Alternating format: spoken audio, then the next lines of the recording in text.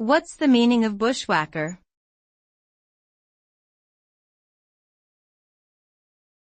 Bushwhacker.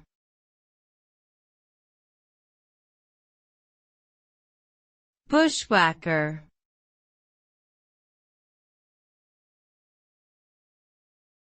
Bushwhacker.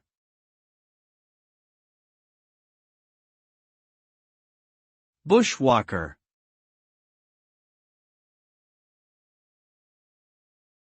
The term bushwhacker typically refers to someone who ambushes or attacks others, often in a covert or sneaky manner, particularly in bushy or wooded areas. The result of such behavior is usually violent and can cause harm or even death to those who are targeted. Historically, the term has been used to describe irregular fighters during the American Civil War who operated outside the traditional military structure and engaged in guerrilla tactics. In modern times, the term can be used to refer to individuals who engage in criminal or violent activities in rural or forested areas with intent to harm others.